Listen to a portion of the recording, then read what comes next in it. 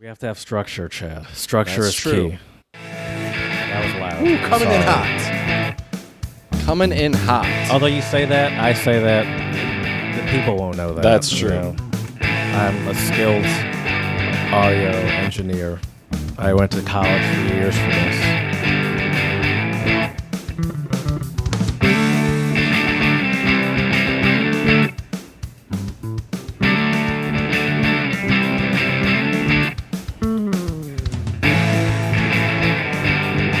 Hello and welcome to the Untranslatable podcast. We are here today to talk about what it means to be an ally and how you can be an ally to all sorts of folks out there who need allies. So it's going to be a fun episode today. We're going to talk about maybe a couple do's and don'ts, some things you can do to help others, and some things that you might not want to do or might want to reconsider if you want to be an ally. And with it being Pride Month still, and just also I think this is a great topic to talk about. We're really excited to discuss this topic today. So without further adu, I'm very happy to welcome my good buddy and my partner in crime. What's going on, Jared? Hello, Chad. Another thing we'll do, which you didn't know, I'm not blaming you for not bringing it up, is we'll talk about some terms that might be useful if you want to be an ally. Maybe dare I say untranslatables, but these if you want to be an ally, it might be useful to know some of these terms. That is a big step, Jared, into being an ally. And we did do an episode, 2 episodes back, I think, about some other important terms with the LGBTQ community. So check that out as well if you want to learn some other terms, because we do love our terms here at the Untranslatable podcast. Sorry, you see me here like making all these aggressive movements, and you're a professional for not responding. If you're on YouTube. There's a small, like a small spider. Oh, it's on the screen now. That has great jumping abilities, and every time, like I go to flick it off my screen, Aren't the jumping ones usually the less dangerous ones? It's not about danger. It's about a high level of distraction. Watching that's fair.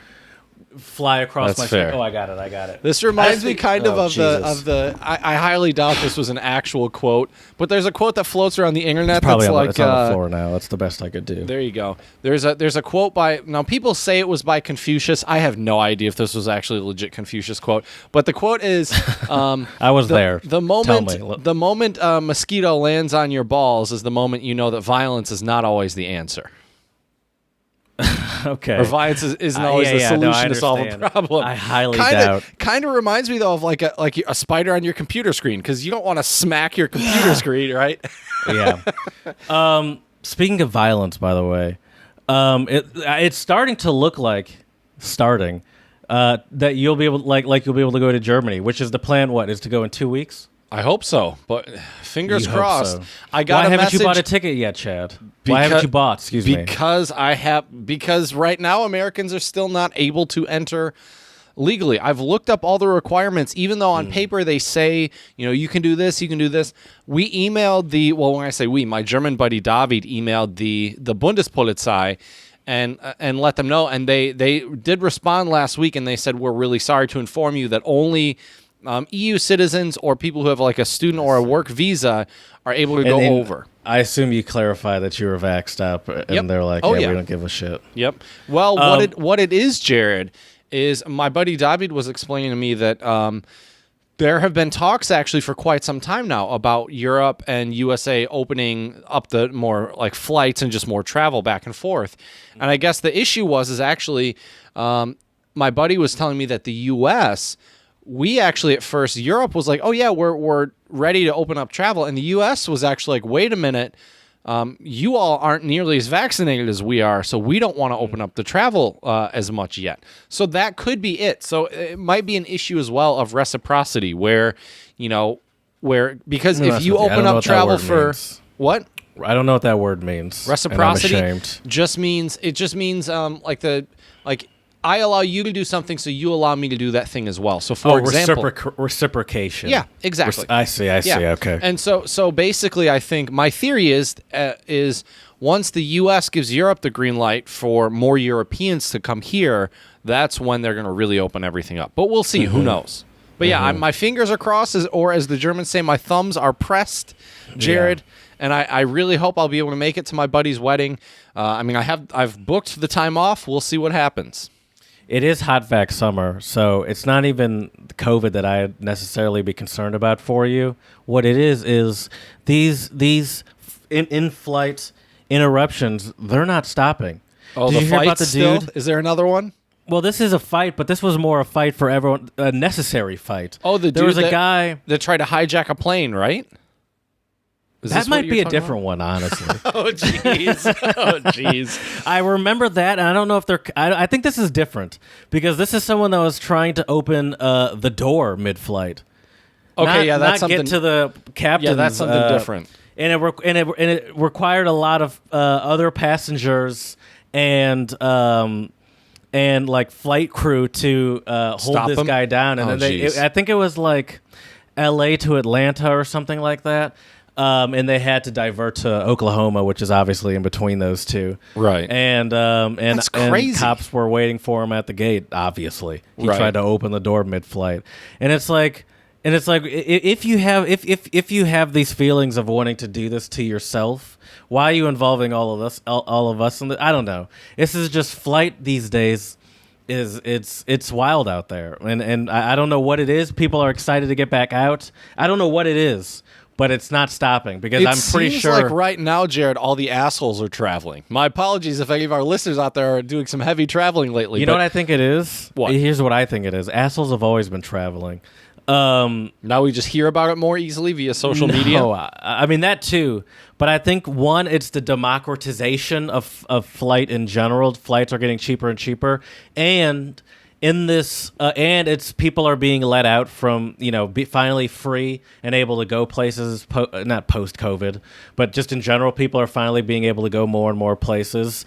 And then I would say that in addition to the democratization of flights are probably generally cheaper because airlines, I imagine, I haven't been looking at flight prices, I'm guessing, but I imagine that for the most part they're sort of in more of a need to incentivize people mode, even though it is summer. It's still, prices I imagine are still not what they'd be in like peak summer 2 years ago or something like that. I'm guessing. Probably you've not. Seen your price. I mean, the fact that you can get a flight to Germany in July on Lufthansa for $1,500 kind of seems like a steal.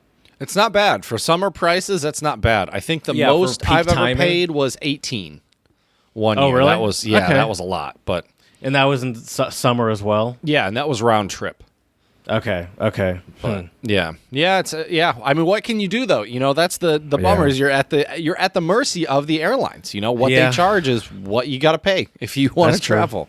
That's true. And you have to also might want to go down to the gym for a couple of weeks before you go, just in case you need to hold someone down that's trying to open the door. I guess so. I got to work on some. I think about some that all the time when powerlifting I'm on the movements plane. I think about that all the time when I'm on the plane, where it's like, this door is just opens. Like, there's nothing stopping this door from being opened mid-flight. The only thing that's stopping people is like conscious and morals and, wanting to survive and just basic human instinct. There's nothing more stopping this. Right. Also, I'm surprised he wasn't able to do it. I mean, I guess, clearly he I don't probably know wasn't how thinking hard it is to rationally. open those doors. I'm Yeah, sure how they many probably steps? have. Right. There's definitely more than one step. Right. I accidentally opened the door on the freeway once when I was a kid, but not just all in a the car. way. Okay. Yeah, just in a car, not on an airplane. On the freeway, I said. Right. Yeah. Oh, I hear. But my sister was, I'm pretty sure she was doing this on purpose, but she was saying it's impossible to open the door while you're like driving down while you're driving. And I'm like, you definitely can. And she's like, no, you can't. And my stupid child brain was like, see?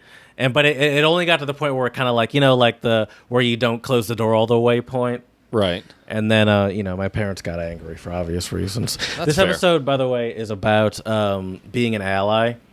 And I just want to bring up real quick at the top of the show something, the opposite of being an ally. This happened in the news recently.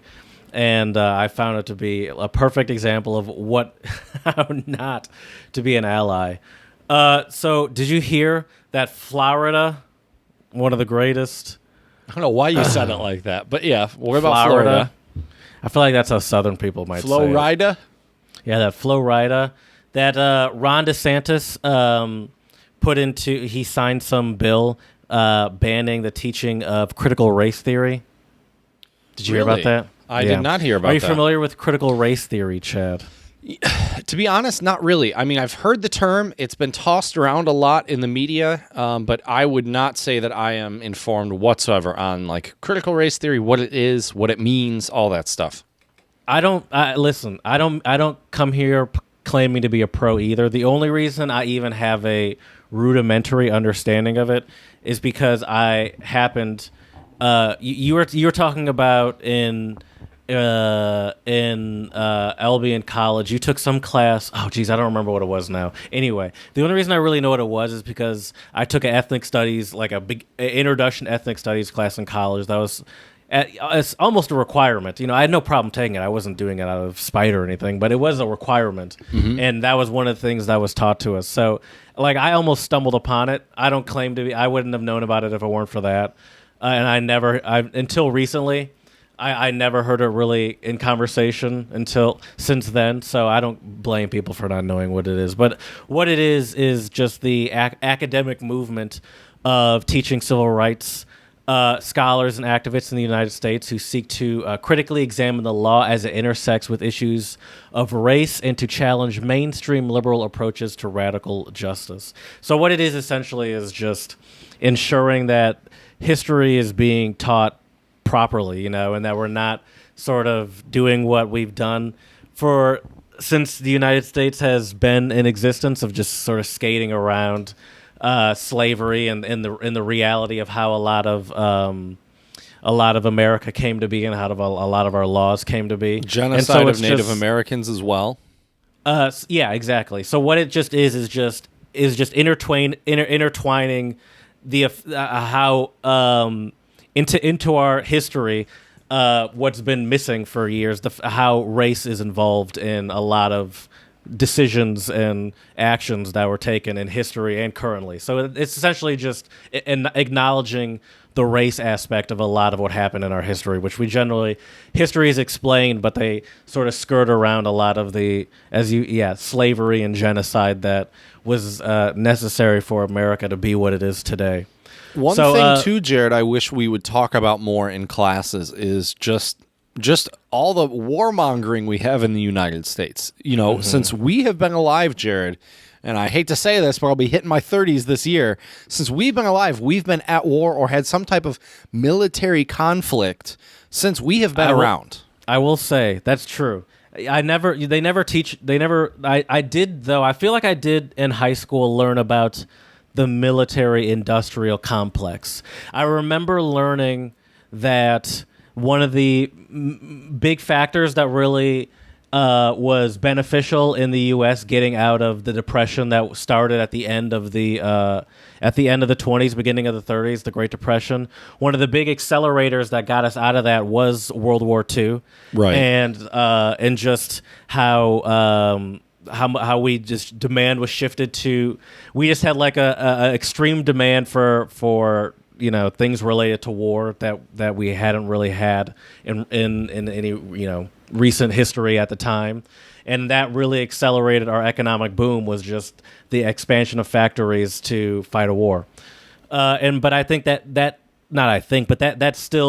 mentality sort of, I think, not. I once again I keep saying I think. Fuels. I feel like I hear my parents in my head being like, "Do you think, or do you actually mean that?" It fuels a lot of current wars. Good advice, though. The need to propel industry in general, and now there are these industries that have been sort of established from these early wars. They're like, well, this is how we made our money, and if you see our charts, this is how we make the most money, is when we have wars to provide stuff to. Yep. So. Anyway, let's talk about critical race theory. We're talking about being allies.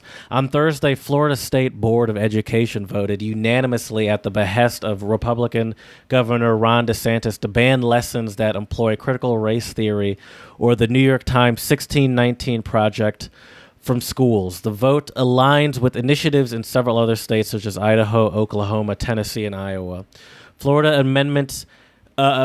amendment takes an existing rule saying instruction may not suppress or distort significant historical events such as the Holocaust and add slavery and the Civil War and Reconstruction, the Civil Rights Movement, and the contribution of women, African American, and Hispanic people to our country. The new language continues.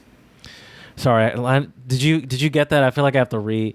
Florida's amendment takes an existing rule saying instruction may not suppress or distort significant historical events such as. So they're saying that you can't talk about critical race theory, but you're also not allowed to downplay these major historical events, I think is what they're saying. Examples of theories such as theories that distort historical events and are inconsistent with state board approved standards include the denial or minimization of the Holocaust and teaching of critical race theory, meaning the theory that racism is not merely the product of prejudice, but that racism is embedded in American society and its legal systems in order to uphold the supremacy of white persons. Instructions may not utilize material from the 1619 Project. Damn, that's crazy, dude. That's weird. That's They're a shame, essentially honestly. saying that it's illegal to teach people that race played a role in the founding of America, which would be that's the most ignorant thing to say. It wouldn't. That's It's one of like, the most asinine assumptions. It I would started say. with bringing the whole construction of this country was built on the idea that, all right, this will really work if we have slaves. yeah. Do this. Built on the back of slave that's labor. how it started, and then it just continued where it's like, all right, we're going to do the slave thing for hundreds of years. All right, we can't do that anymore, but we still have laws where keep the black people away from us, and the black people don't have rights. We just and now we'll find other ways to enslave them through I don't Jared, know, prison or something. It's not even just black people. I mean, they Sure. had That's true.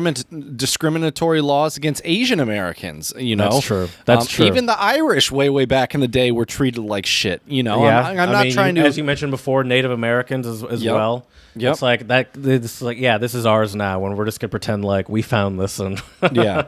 Well, look, and we'll Jared, give you a tiny bit of land and say, all right, we're good, and then still continue to. Yeah, no, you're right. You're right. I'm sorry, but if you really can't see the relation between racism and how our country was formed and founded, that's willful ignorance. yeah, you might be missing a couple light bulbs in the light bulb package, maybe. No, But- they're not. They know exactly. These people know exactly what they're doing. I think they think this is dangerous because they're afraid of the knowledge. You know, I don't think this is a matter of them being dumb. I think. No. I'm saying the people who follow and believe in this stuff blindly Oh, I see. are dumb. No, I agree with you. I think the politicians who, for sure, they of course they have an agenda. Like that's the thing. Like when people would say that Trump was dumb, I'm like, look, the dude sounds like an idiot when he talks, but Yeah. I don't think he was ever dumb. Made a lot of stupid business decisions as well, but I think it was both. I think he's dumb in the sense that he's not very. I don't think he's very calculated, but I think Definitely he also. not. But I think he knows what he's doing. Let's put it that way. Mm-hmm. I don't think he's as I don't think he's smart enough to if he was smart, I think he could have done a lot more damage, you know. If he were to not talk so much and not get himself in a lot of unnecessary trouble that is legitimate stuff that he should be in trouble for, but he's getting himself into the trouble. I feel like he is dumb and he doesn't really think that far ahead, but I think he also knows what he's doing. He's not he's not ignorant to what he's doing, even though he's not very tactful. right. And I do think he does understand how whatever he will do or say, like somewhat what the effects will have. You know, I'm not saying how to get people on his side. Yep. And what these people on his side want to hear. Right. Which is a lot of racist stuff, apparently. Yeah. Well, anyways, Jared, let's move on. I told you I have quite a few shout outs today. And I do want to, I Spread would a say, little love. thumbs down to Florida for that. Yeah, but, don't spread a little love there. Yeah. Or maybe they need some extra Yeah, love that's down true. there. That's true. But my They're- first right shout now out, they're Flipping on gator piss. no kidding. there's a lot of gator piss down there. That is true. And they're slipping all over it, Jared. So my first shout out today, Jared, this is a great story. We've told similar stories like this on the pod, but you love to hear it. This one comes out of Ghana. Ghana plants 5 million trees in a single day to combat deforestation. Ghana Million, you said? 5 million. Ghana aimed to plant at least 5 million trees in a single day on Friday to help regrow the country's lost forests and curb the impacts of climate change, wonder the if president said. I wonder if it's easy to get 5 million, like, trees, because it's not seeds. They're not. It's not the seeds. They're probably like the it's little probably saplings, small right? little The saplings, like the little thing that they have like wrapped up that you plant. I wonder if it's easy to get 5 million of those, and it's just a matter of the money, or like how do you? I mean, obviously you don't know. I don't expect you to know. You have. I imagine you haven't bought trees in million by the million before. Okay. Nope. I know it's hard to believe, Jared, as much as I love nature. This is just me wondering out loud. I wonder how we talk about this all the time, and it sounds great. So I can But then answer I this wonder, question, like, actually, Jared. Is it bad for the environment to even get these trees? Like, it's like, well, how do we do this? So this is actually what happened, Jared. More than 7 million seedlings. Now, would you mind, while I read this, would you mind Googling, I'm pretty sure a seedling, is that like one of the little small trees, or is that just the seed? What's a seedling? But right here, so more than 7 million seedlings were distributed to Ghanaian parks, schools, and businesses ahead of the day's events, according to the ministry in Ghana. So it's like a 6 to 12 inches are sold in units. Oh, this is how you could buy in bulk. It's almost like a piece. It's not what we were thinking, where it's like, you get the little, like the burlap sack of bag underneath. It's almost like just like a little leaf, or like a little... No, like what I'm looking at are probably not the trees they're talking about, but they're evergreen trees. So imagine like a branch of an evergreen tree, but with like a proper amount of roots coming off of it. I see. So it looks like that's what it looks like. So, but obviously, I imagine this is not an evergreen tree. Is probably not the kind of tree that's conducive to that African climate. Probably not. I'm no but that's just the first arbologist. But it is smaller than what we were thinking. But this is what's cool about this, though, Jared. I still do like it. Right. Here's what's cool about this story as well, Jared, is that planting kits were handed out at shopping malls in major cities. Participants chose from a selection of fruit, crop, or ornamental trees. So you got to choose which trees you planted. Oh, so it's not really even theoretically, it's not a loss of money. It's a program that they're doing to get trees into people's hands, but they have to buy them. Mm-hmm. Okay. I mean, that's not bad. I don't have a problem with that. Well, and the funny thing about trees, though, Jared, is especially if it's a fruit tree or a crop tree, eventually that tree can make you some money. It won't be a quick, kind of quick money deal, but it's generational over wealth. time. But see, here's the thing: is I think, and this is one thing that unfortunately I really, it seems like the U.S., we lack this skill, which is long-term thinking. I will give China some props there. I feel like the Chinese government and China, they're all about that long game. In America, we like that quick, instant gratification. Speaking of which, did you hear that they now allowed 3 kids in China to a household? I had a student ask me that last week in class. They asked me, they said, Mr. B, is there a 3-child policy in America? And I tried not to laugh because I was like, this is America. You can't tell me how many children I have. Yeah. But yeah. Are they? You talked about to your students about the 3-child thing? I mean, well, they just asked me if it's a thing in the States, and I told them it's not.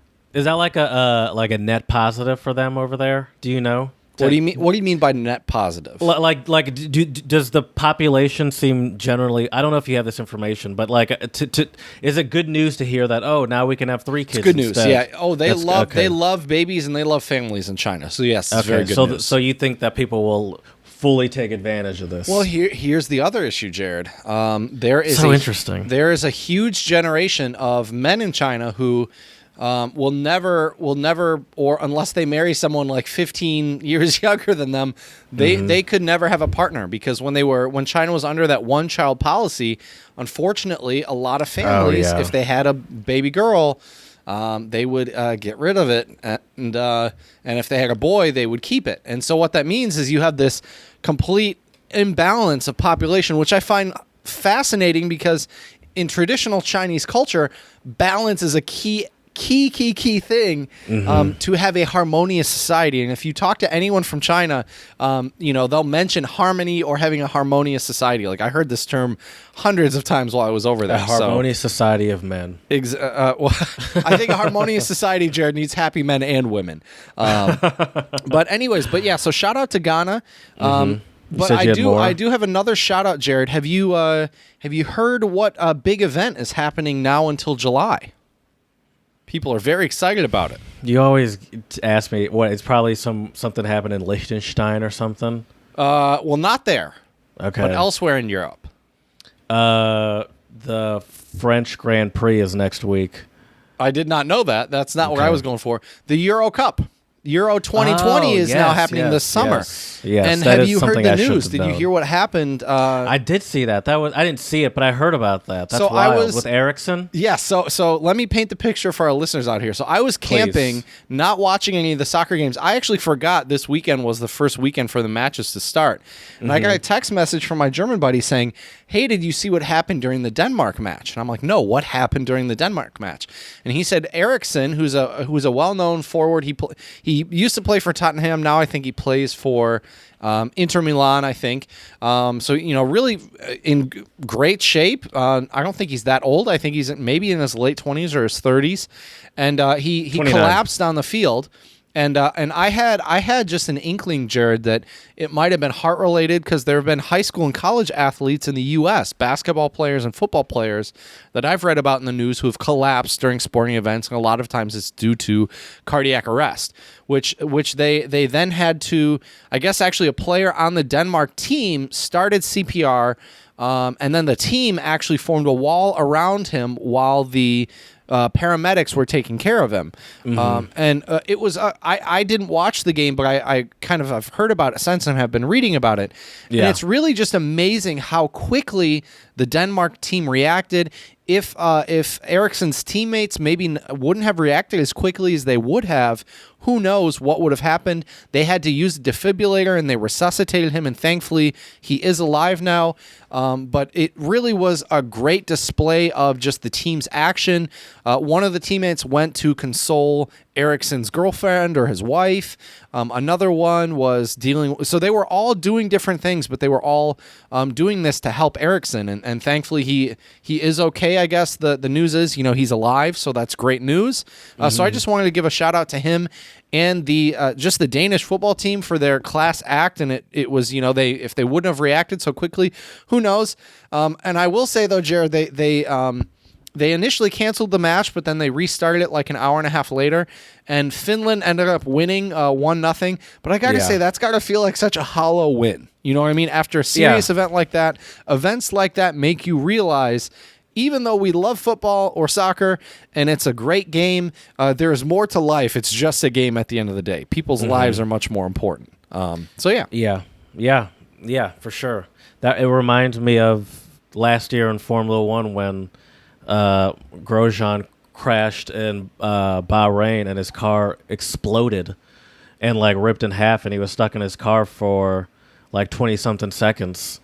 And that was, obviously that was wild enough. People didn't know whether he was alive or not for a bit.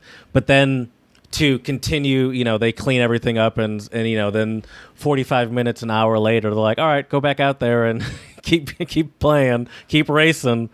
And it's I don't know. But yeah, of course it's great to see that it's scary that he's 29, which is how old you are and I'm about to be, and to suffer a heart attack. And he's a professional athlete, so he Right. has He's in a lot better shape than both of us. Yeah, eats a lot better, exercises more frequently. Yeah, for sure. He's just way more aware of what's going on with his health than we are in general.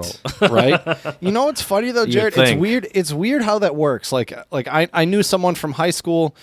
Their mom was in great shape, ate really healthy, died at like 40 something of lung cancer, and then like a buddy of mine, his grandpa, who like smoked and drank like a fish and ate like shit all of his life, lived to be like almost 100. Like, how does that work? That's why I also kind of find it ridiculous. These people are like, if you just stay in shape, then COVID, then you don't have to worry about COVID. Where it's like, yeah, maybe being in in a certain level of health is more helps. beneficial for your immune system. But just oversimplifying it to like if you're in shape, you don't have to worry about COVID. It's like, no, people in shape can still have severe, like, it's not that simple. Your immune system is not that simple, or just like how your body reacts to things it's not that simple, And so it just shows that stuff happens, and it's scary. It's scary. Life is fragile, Jared. I think a lot of people we tend to take it for granted, and this kind of event just goes to show. As someone that lives alone, I think about that sometimes. I've lived alone for most of my post-college life, and I think about that from time to time, where it's like I could pass out right here in this kitchen, and who's gonna? No one would know for days, Right. Well, and it would sadly probably be my coworkers that would be the first people to be like, "Where's Jared?" Right. Well, I have kind of similar fear, even just being here with my parents, and if my dad were to have any accident, and we were not nearby and didn't hear him. So anyways though, Jared, I think let's talk about something a little bit more positive. I think you know what time it is. Chad, for us, I thought it might be, I don't know what I thought, but I brought some critical race theory terms from a glossary. Okay. And I wanted to give some of them to you. I don't know them all either, by the way, just so you know. But here's a popular one. This is one. Well, here are two popular ones. Anti-black. I mean, you know what that is, I'd imagine. Well, I'm assuming anti-black just means that you're racist and you don't like black people?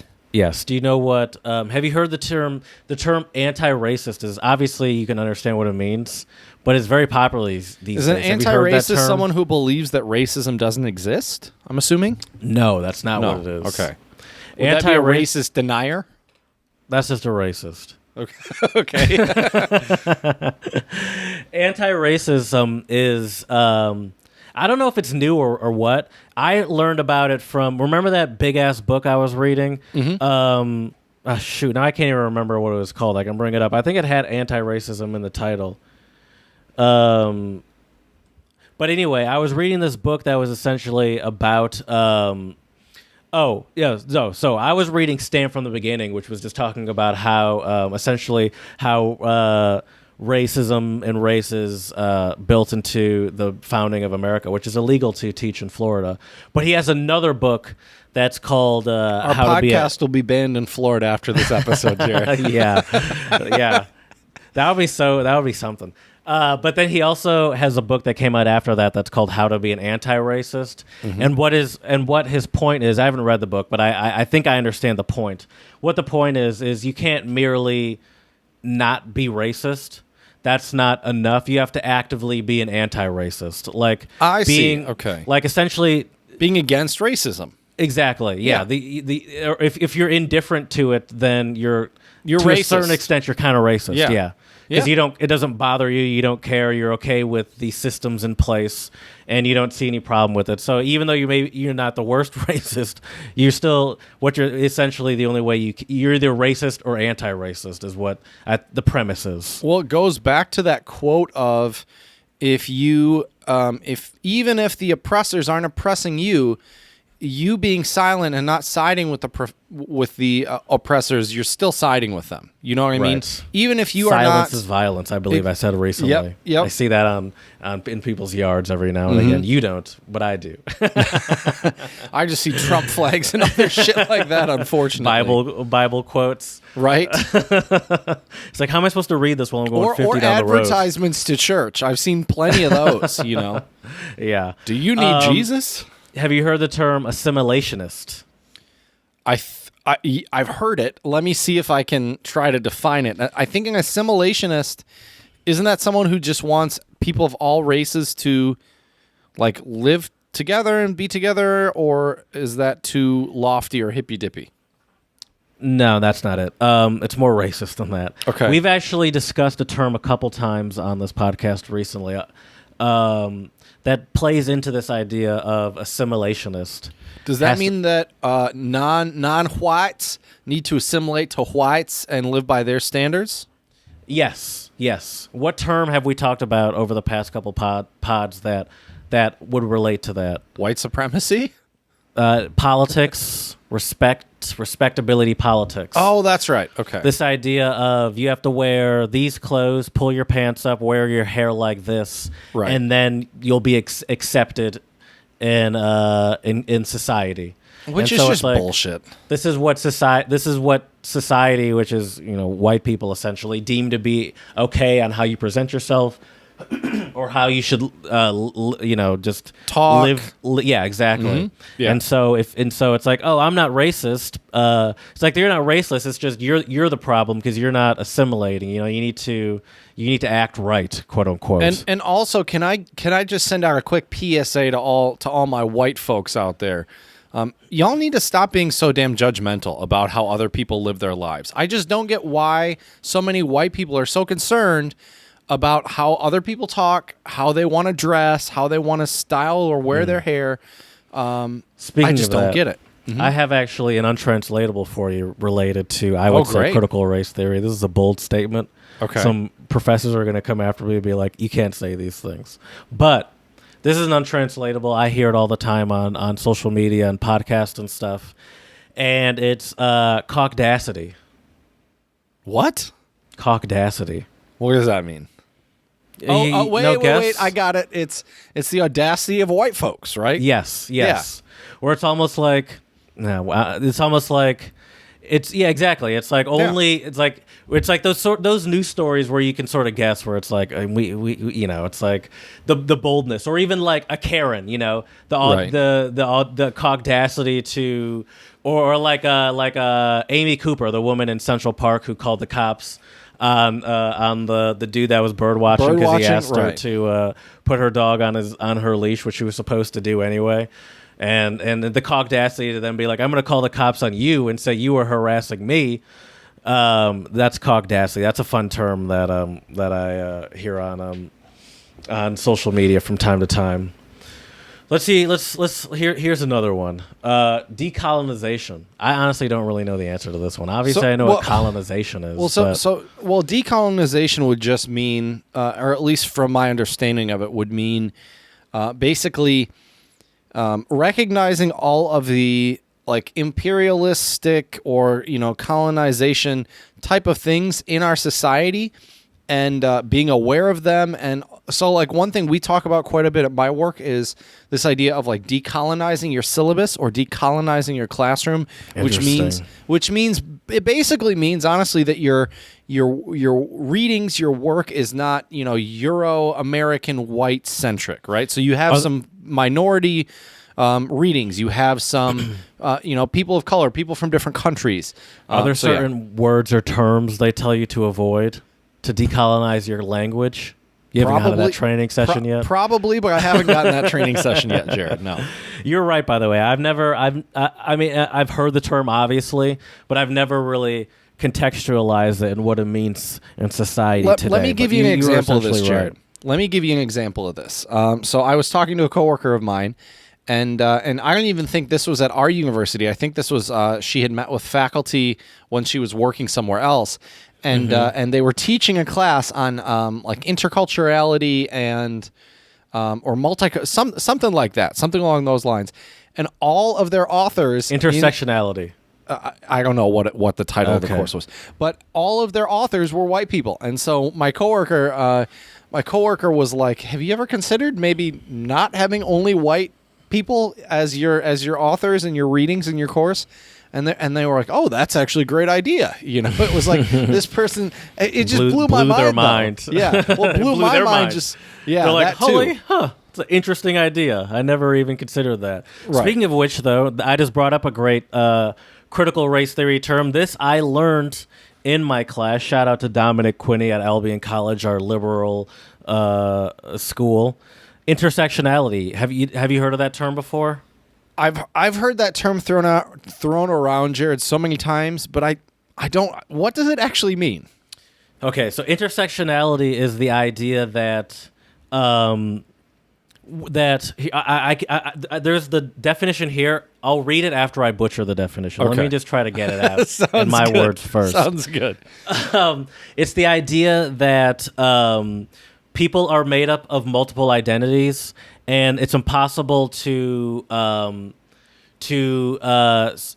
explain someone's existence based off of one identity. So if you're a black woman, it's impossible to define this person as a black person because she also has the experience of a woman, and these two identities overlap each other and bring about a whole separate group of problems or oppression or whatever or things to handle than a black man would have to deal with, because the man aspect of it adds a level of what's the term?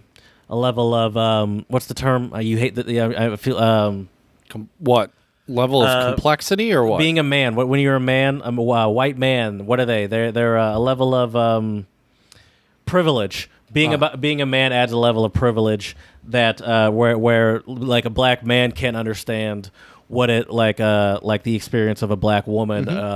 Just because it's not just being black or it's not just being a woman. It's those Right. two together, for example. And obviously, you could do that with any sort of being gay and being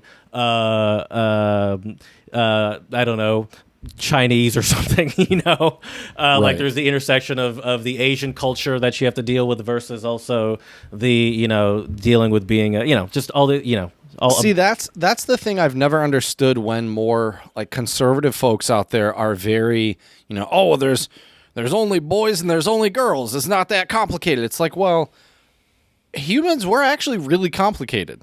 But at the end of the day, and our identities as well are very complicated. It's even though I'm a white man, there's different parts of my identity that, might be different from, other white people. And so yeah, I think intersectionality is important. I think it gives us a bigger picture of people, right? And I do think that one of the things that we do just kind of naturally as humans is we tend to try to categorize things and put things in boxes. Right. But to some extent, But we that also does us oversimplify it does us a disservice. Exactly, Jared. Yeah.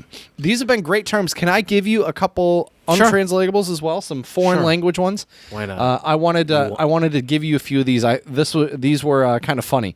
So here we go. The first one is Brazilian Portuguese, pisar na bola, which means stepping on the ball. By the way, Oh yeah. stepping on the ball. That means to really put your foot in your mouth, to say something stupid. I'll give it to Or you. almost like stepping on a rake, where it's like you just I like really that. make a fool of yourself. Or step. Yeah, yeah. I thinking of imagine stepping someone- on Legos. I imagine like a Mario Kart situation with a banana where you step on the ball and you just flip backwards and what an idiot. I can't believe you just did that kind of thing. Yeah. So You this said, one. you said kind of, though. What is it actually? How am It I off? actually means to make a mess of things. So the literal translation Okay. of this So putting is your foot in your stepping on mouth the ball. is fair, I would say. That's what I said. That's why I said Okay. kinda, because I think Okay. it's pretty close. So this phrase, Jared. So literal translation, as I said, stepping on the ball, and it is used to express disappointment in someone's performance.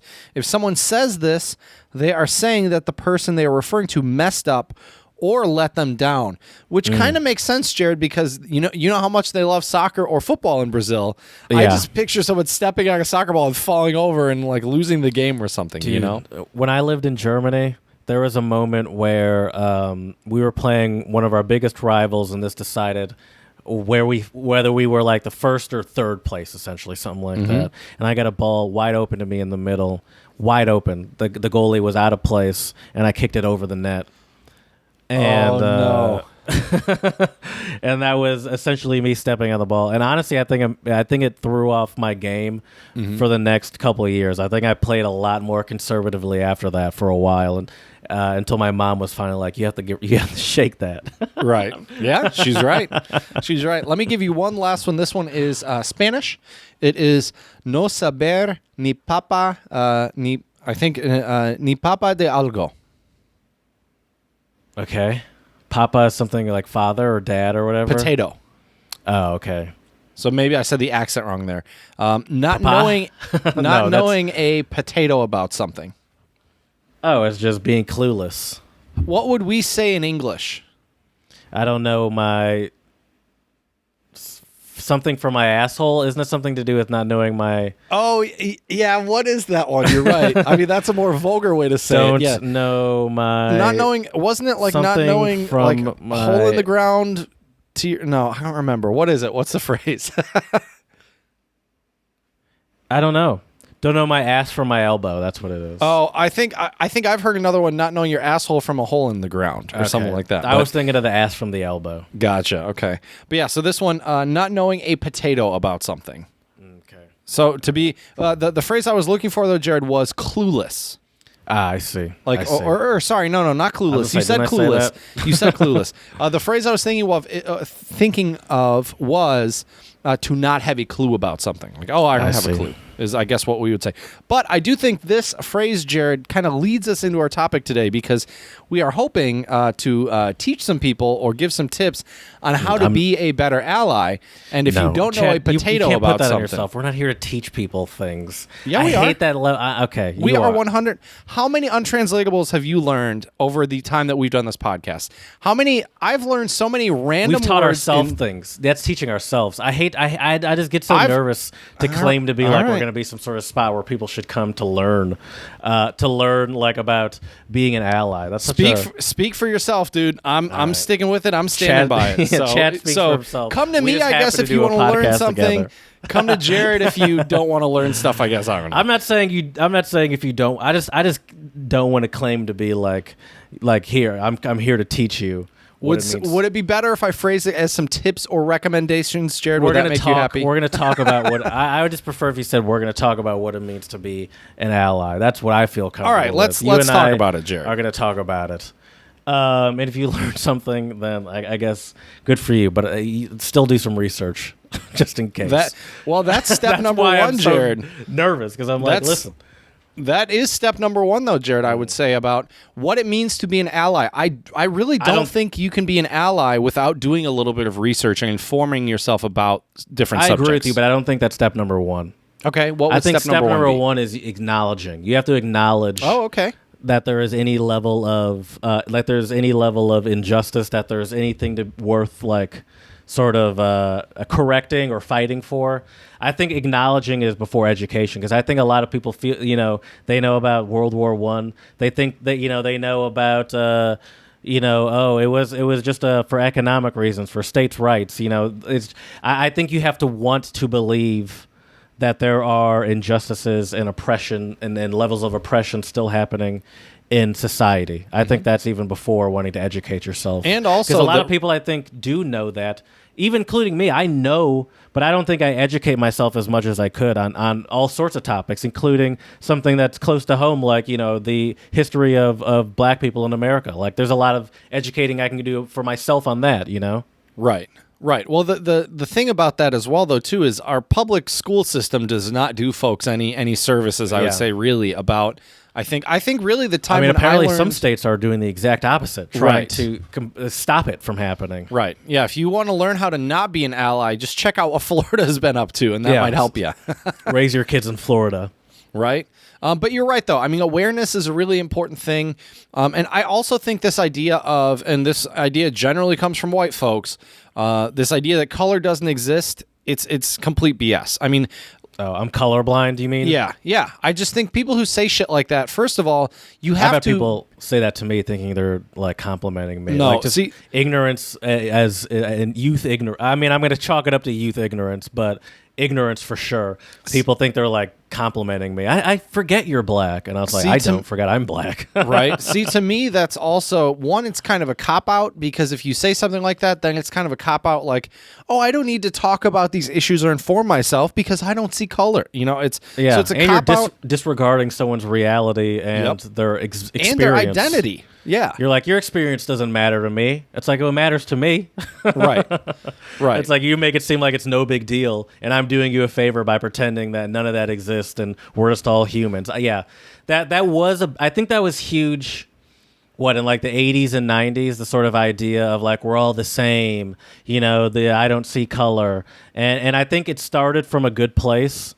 I do think it started from a good place, but I do think there's a lot of... It also started from a not wanting to admit the realities of society. And it's almost like, let's start over. Forget the past. Those people were living in a world where race exists. Race doesn't exist. We're all one race. And it's like, no, because now we're disregarding history around the world and how we even got to where we are right now, where we have to pretend that race doesn't exist to make you feel better. And I hate to admit this, Jared, but naive and stupid 18-year-old college Chad, I will never forget this. I forget what it was for, but it was something at Albion, and I remember we were all in a room and we were talking about race and racism, and me being so naive and being a stupid 18-year-old white kid from college. Chad. Go easy on yourself. I said kind of the same thing, where I was like, well, why is it that we have to put up all of these different just like all these different labels, exactly, and all these different things. But now, as I've gotten older and have traveled a bit and talked to different people and just seen more stuff and just gained more life experience, I think you start to realize that a lot of these labels and things exist for a reason. Yeah, and there are a lot of laws and just societal expectations put into place based off of these labels, that we and this idea of wanting to pretend like it doesn't exist is just a cop out to not have to, I think, address the realities of history. Right. And I do think there are a lot of white people out there, Jared, who unfortunately because they're white, they tend to just detach themselves because they think, oh, well, this'll never happen to me, and I just think it's such a selfish mindset that's not going to get you anywhere. Do you consider yourself an ally, Chad? Yeah, absolutely. What is it? Did we ever say what it means to be an ally? Did we ever define that?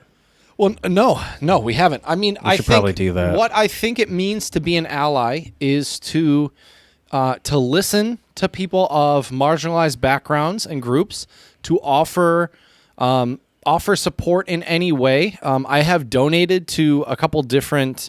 I know, when was it? I think I've donated to a couple different charity organizations through my work. One was for the LGBTQ community. I forget the name of it. And another one was actually to, I think it was like something about helping black women in STEM fields as well. It was only $10 each. It wasn't a ton of money, but hey, every little bit helps. I think another aspect of being an ally too, Jared, is just, as I mentioned, being willing to listen, but also being willing to listen to things. Oh, sorry. Go ahead. Being able to listen to things that might make you uncomfortable and might make you question your own identity and how you interact with others. I think a big part of that is not taking things personally. I feel like a lot of people's responses to the idea of America is a racist country and America is built on racism is like, well, I know a lot of great white people. What are you talking about? It's like especially, I personally, my job involves a lot of stats and sample size and stuff. And I've learned in my job that there is no benefit to giving your own personal experience. So if you're saying like, this sort of person does this often, and it's like, oh, I wasn't expecting that. That's weird. Maybe you'll have that conversation. There's no benefit to being like, because I do it like this, because it's like you're one person, Yep.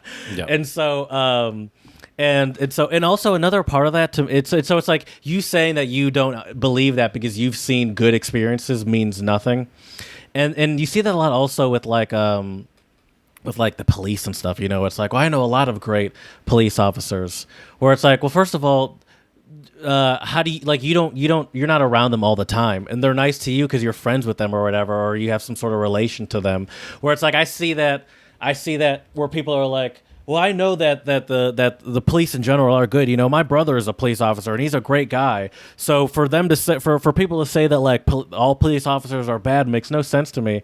Where it's like, that's not how.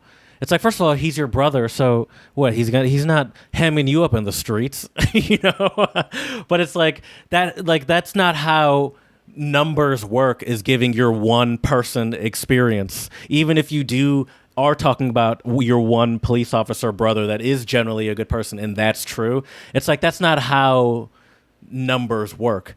And so I think just acknowledging reality is hard for people. I think the white guilt is real, and I think white guilt presents itself a lot of time in denial. Mm-hmm. Yeah, sure. Another aspect too about being a good ally, Jared, or not even, maybe I shouldn't use the term good, of just being an ally, is I mentioned support, but I think it's important to mention different types of support, right? That could be financial, like donating to different causes. Big. And another big thing, as you said, you talked about how it wasn't a lot. From what they always say, and I believe it to be true, it's not about how much you give. I think more often than not, it's about how many people give, not how much you give, I think is generally. So even though it's only $10, the fact that money is being given is better than nothing. Right. So financial support would be one way you could support. Another way, too, is support through your voice. What I mean by this is through voting. Number one, if you're in America, use your rights to vote and but then another way you can also show your support as well, I think, is, once again, listening, educating yourself. Proactively educating yourself. Yes. Mm-hmm. Like buy some books. Look up essays or whatever. Here's another way too. I mean, I mentioned financially supporting. Another way too, though, would be supporting businesses. If you know of any, Black-owned businesses or LGBTQ-owned businesses or what have you. And it doesn't even, it could be anything. And I think the key to being an ally, though, as well, Jared, is if you're truly an ally, you can't discriminate. You can't be like, oh yeah, I love Black people, but those Latina people, like that's not how this works. If you're going to be an ally, you got to be accepting of everybody. I listened to a podcast, and the host Karen, she always talks about that, where it's like these like they're bundled together. You can't be racist, but not sexist, for example. Like I like this person is super racist against these groups, but they're a strong feminist. It's like these things overlap, which comes back to that intersectionality, where it's like if you have it in your head to be like, oh, this group is okay, but this group isn't, then you're already playing it. Even if the group that you're accepting is an oppressed group, you're already playing into these ideas, and it's like it's not as helpful as you think, because it's like you're missing, because there are people that fall into the group you like and dislike, which is where that intersectionality comes into play. And I would say another thing, just on top of that, if you can't support, there's one thing to support businesses owned by these oppressed groups, but also support companies that either support those groups through what they do, or don't act, or there are some companies that we know of that actively support things that oppress groups. Like Chick-fil-A, for example. Yep. And you can speak through your dollar. There's a lot of jokes that we see in the Black Twitter community about for example, when Colin Kaepernick was first started kneeling, and all the people that didn't like it, they would buy his jersey and Just to burn it. Yeah. How stupid And can it's you like be? well, once you've bought it, you can do whatever you want to that. The brand or company they've already gotten their money. Nike's laughing all the way to the bank for sure. Or it's like this cereal supports blah blah blah. I'm gonna buy 20 boxes and just pour it straight down the drain. And General Mills is like, well, thank you very much, thank you Right. for buying those boxes and pouring them down the drain. Can I mention one other important aspect of allyship though, Jared? Is I do think as a white person, it does go both ways. You know, like I am happy to listen. I'm happy to hear people's stories. But if all I hear is white people this, white people that, white people this the entire time, like, yes, a lot of this is because of white people, and a lot of it is because of, racist policies that were put in place by white people. But if all you're doing is blaming white people for everything, I don't think that is conductive either. You know what I mean? So you say it goes both ways. Mm-hmm. You mean you have some complaints you'd like to share, is what you're saying? Well, no, I don't have Because complaints. you're welcome to do it here. No, I don't have complaints I'd like to share. But no, what I mean is though is But that's the thing. It's I was just kidding. That's the thing is there's this belief that it's the blaming of white people, where it's like. But there's no denying that, at least if we're talking about the United States, a lot of how we've gotten here to where we are is white people are in charge, and we need to keep it that way. And you see it even today with voter suppression and stuff like that, and gerrymandering. Right. Like, it's still an active thing today. So I understand how it could get annoying to constantly hear that white people are at fault, but I think that there's a lot of validity to that, and that you don't like the thing is not to take that personally, like to hear that and understand that white people is not you, it's not your mom or dad or whatever. White people it's like it's an establishment, it's like it's a movement that is moving on regardless of you, regardless of how you treat people specifically, and to hear that and I think people take offense to that when it's like they don't understand what quote unquote whiteness even is, or it's like it's like it's like Superman or Spider-Man, what is it, 2 or 3, where he had that black ooze all over him that he couldn't get rid of, and it like followed him around, and it sort of conducted how his energy is, and it's like it feels good. It's like I know this is bad, but I can't fight it, and it feels good. That was a terrible analogy, but I don't know. I think that what you're saying is giving in a little bit to that sort of defensiveness of being like, but I'm not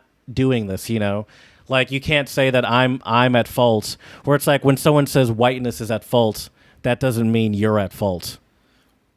Right. What I'm trying to get at though is that you're not going to bring other people to to the team, to the cookout, to the barbecue, to whatever, if all you're doing is blaming one group of people. That's all I'm saying, is blaming one group of people.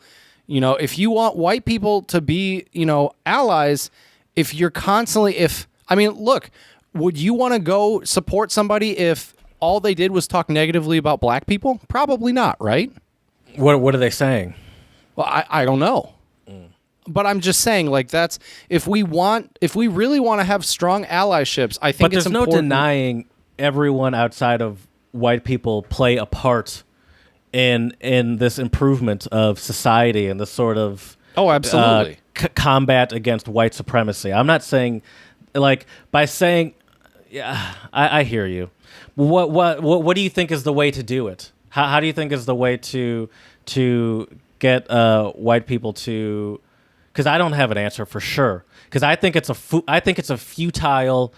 I think white supremacy is more powerful than anything that can be thrown at it, and I think that it'll continue on in perpetuity for my lifetime and lifetimes to come. Well, I think the reason why it is going to continue is because there are a lot of people out there who like don't believe in things like critical race theory.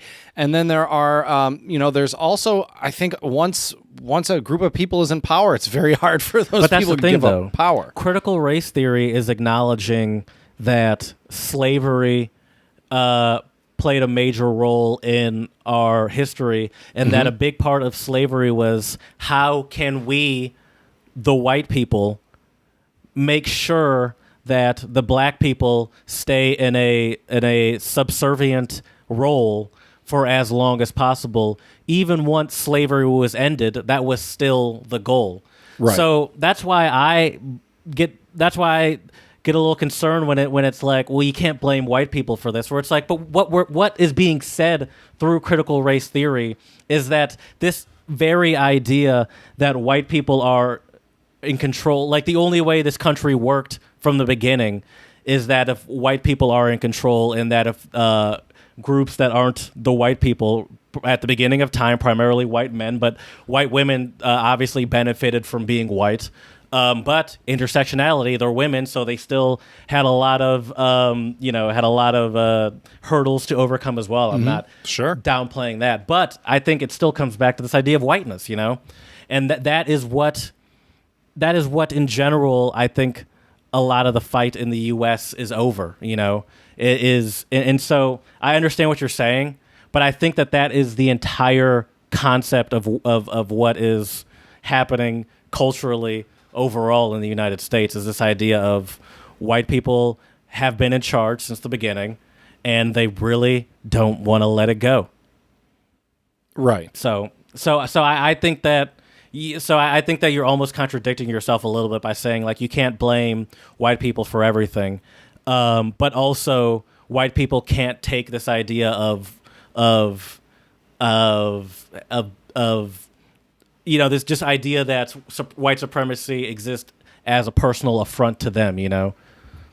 Right. What I mean more so, Jared, is just if that is really the only thing that you are, like, if the only thing you're arguing is it's all white people's fault, and that's what I'm trying to say here is, yes, a lot of this is rooted in racism, which was from whites, for sure.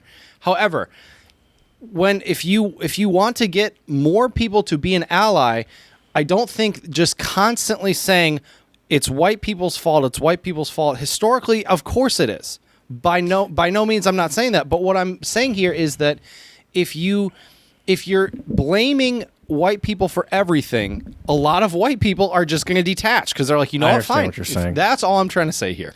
I 100% understand, but I would counter that by saying I don't think the terminology or how it's being phrased. I think a lot of things have been tried in history. I don't think there have been many movements in history we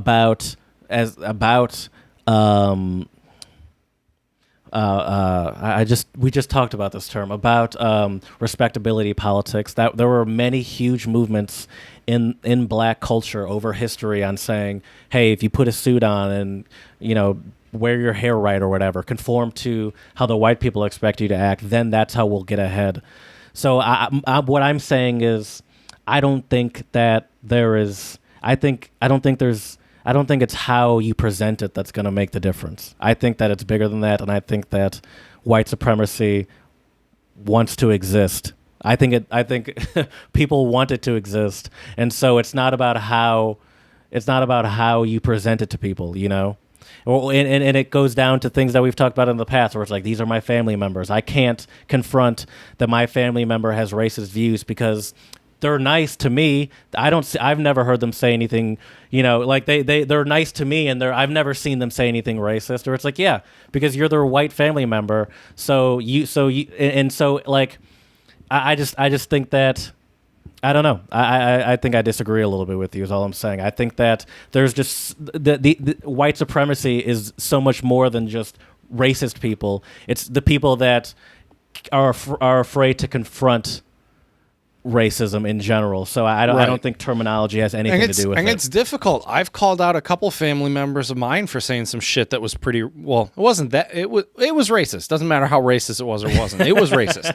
And I called them out on it. And And it was really awkward, really uncomfortable. One of my family members didn't talk to me for the rest of the evening. So it's not easy. And we're talking about race a lot, and I know this is more than just race. And I guess I should say that, as a black person, that this is the way that I relate to the idea of being an ally the best. Sure. That's what I consistently go back to. I think that obviously this can. What we're saying can fall into a lot of categories. Actually, Definitely. I found a list. I thought you would love this. A list that was titled on BuzzFeed. Great publication. Yep. 11 simple things men can do for feminism. So essentially what men can do to be an allies for feminists. Do you consider yourself an ally to feminists, Chad? Yeah. Okay. But I read through this list and I thought, this applies to just being an ally to whatever group. You could sure. I was reading this and I was like, you can insert this into any group. So makes sense. I mean, I think being an ally, Jared, is probably similar things regardless of the group. But let's hear this list. Don't be an activist in the streets and a sexist in the sheets. You know what I thought of when I heard this? Do you understand that? Let me try to break it down here. Does that mean your kind of public outward-facing image is this very squeaky clean or very pro whatever, but then the way you actually act at home is very, in this case, if we're viewing it through the lens of feminism, you'd be a very misogynistic person, I guess, at home.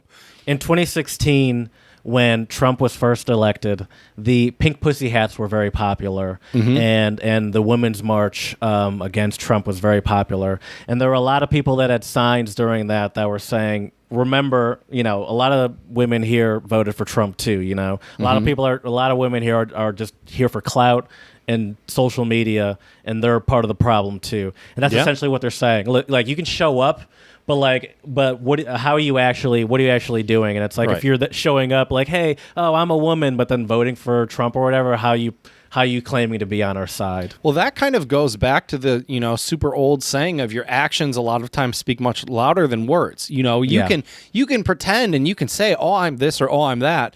But if your actions aren't really reflecting what you're doing, then it doesn't really matter what you're saying. Yeah. And obviously, once again, this is something that can apply to more than just sexism or feminism. That's for sure. General. Listen, I kind of hate. Like, I understand that people need to listen, but I feel like that term's been so overused that it doesn't even mean anything anymore. Right. I would say maybe to take it a step further would be you need to really open up a dialogue, not just listen, but also I think it's important too. If you want to be an ally, you need to ask questions, but also know when the appropriate time to speak is. I have some difficulties with that. I would say a big thing I've learned too from talking to other people and you even is don't take things personal. Did you just hear what you said, Jared? What? You learned something. Oh, I did learn something. Yeah, I learned something. I'm not here to teach people things. I'm not saying I'm not going to learn anything. I'm saying I'm not here to teach people things. If you learn something, that's great, and I don't have a problem with that. That's just a big responsibility. I guess not to you. That's your job. So you're like, all right, I do this every day. I'm like, listen, it's not my job to teach people things. 2 more weeks left, though, and I'm a free man, Jared. You can't take things personally. Like, when you hear people talk about when you hear people talk about white people, when you hear, like, I feel like I've had to train myself to not take it personally when I hear, I think, of course I have. I'm a man. I've had to train myself over years to not take it personally when you hear men talked about. But it's like, yeah, they're not talking about me, but they're talking about this is what history has proven, when it comes to the idea of the patriarchy or women's safety in public. It's like, yeah, I'm not going to be the one to maybe attack you in public, but I understand why you seeing me on a street and it's just the two of us and you'd be very scared. That makes perfect sense because I understand the history of what could happen in this situation. I'm going to give you a somewhat agree with that one. Now, I understand why it's good to not take these things personally. However, I also think blanket statements that you or I could take personally need to also be somewhat taken with a grain of salt. Like you see a lot of times in social media people using the term like all men are trash. It's like, I'll be honest with you, Such Jared. a simple statement, though, Chad. It is, but when I read There it, are it's a still lot more complex conversations happening in the world Well, than of someone putting of that on course Twitter. there Where are. you see, I don't know, you see some dude doing some stupid thing on Twitter. I don't know. I But hear still, those types of statements, they don't do anything good. That's all I'm trying to say. that. Yeah, you know? but you don't understand what they're saying. Like, I mean- I understand what they're saying. But what Where they're it's saying like- isn't true. But to a certain extent, I think what they're saying has validity because that stuff, whatever they're talking about that man is doing, is something that is, I would say usually. Let's say usually. Did you hear what you just said, though? The It's thing something that that is- man is doing. Yeah, let me finish. It's Not something all that men. is Okay. is something that I would say is societally generally ingrained into us, whether it be some level of violence, some level of how you interact with a woman. That stuff is societally ingrained into all of us, regardless of Sure. race or gender or whatever.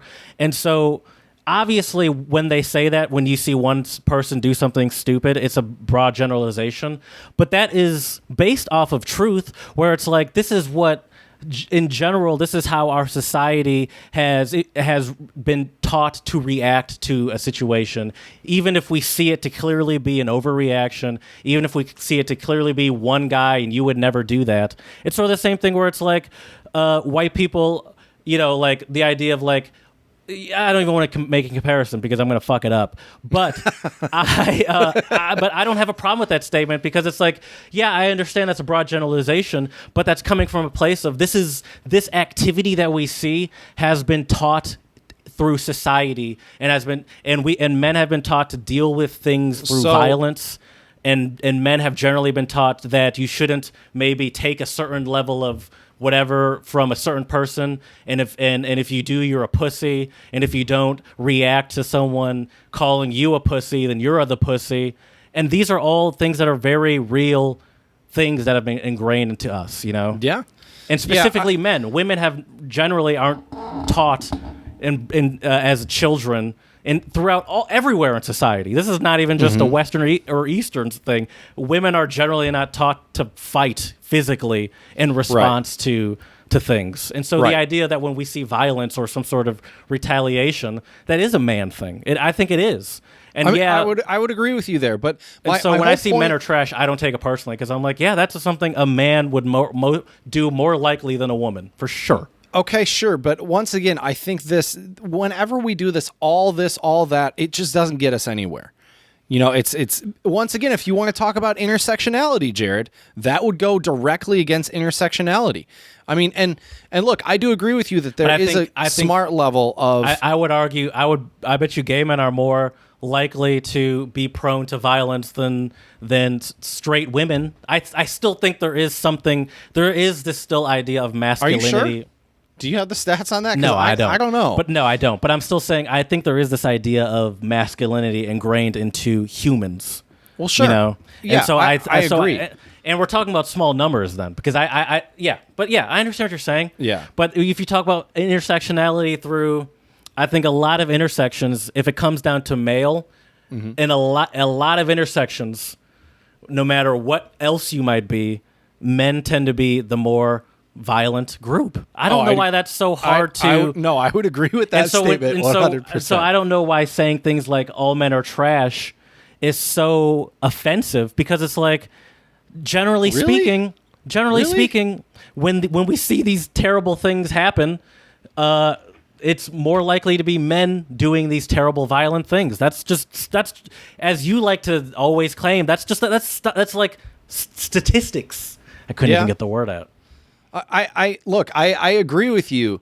I know it hurts to hear, Chad, but you don't. But they're not. They're what? Well, I don't understand why you take it so personally. I guess is what. Well, I don't think my I take problem it. Is. I think what bothers me about it, Jared, it's not taking it personally. What bothers me is, as I said, I just don't think it gets us anywhere.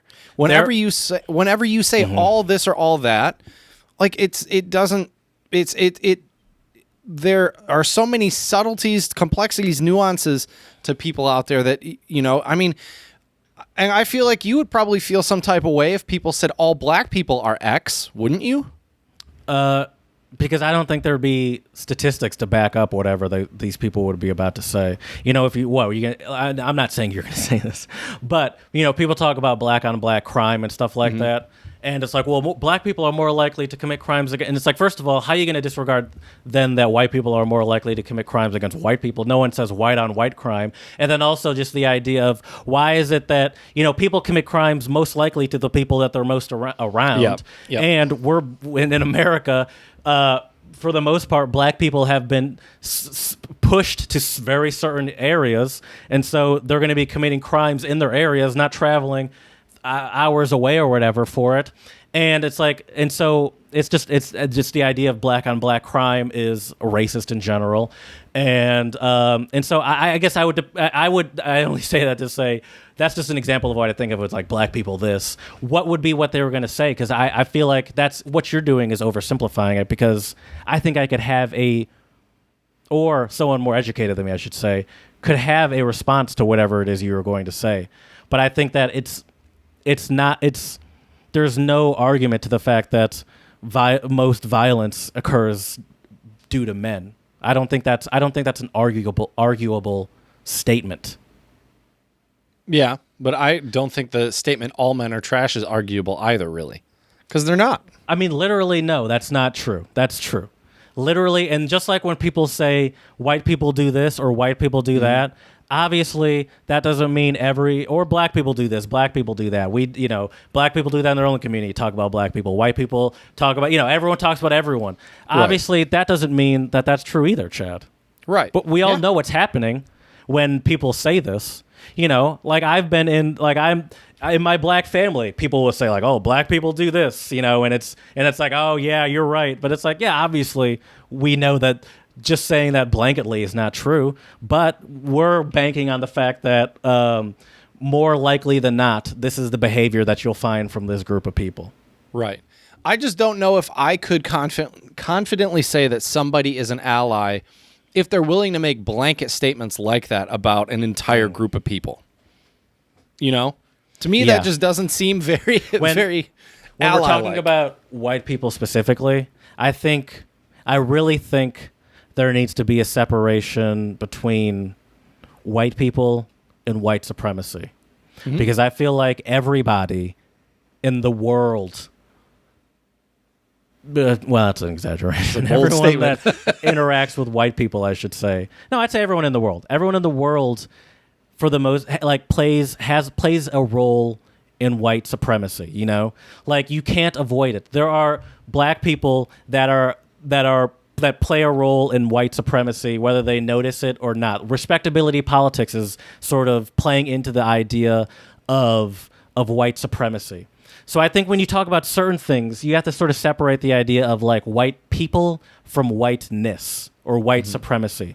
These are two different things. So when you're talking about these blanket statements, I think you can do the same thing there's no term for it, like white supremacy versus white people. But I think you can do the same thing for any group. So when you're talking about, like patriarchy, I think that's another sort of term where it's like, we're not talking about you, Chad, you're a man, you do this because you're part of the patriarchy, so you do this. No, we're saying that because society has gone on for centuries this way, just because you are this means that you have, just from the history of how our society was made, law-wise and culturally, you benefit from this. So white supremacy or whiteness is a thing, and you might be a white person that is not hurting other communities, that is actively trying to be the best ally, but and that is separate from the idea of whiteness. And so it's like, yeah, but I still understand. I'm trying to help, and I do my part, and I understand that I personally am not racist, and I'm doing everything I can. I donate, I blah, blah, blah, blah. But whiteness is a thing that is affecting society. And it's like, I'm a man. I think I'm a feminist. I think I do everything that matters, that can help, that I'm doing my part as much as I can. But the culture of maleness historically in society has been dangerous.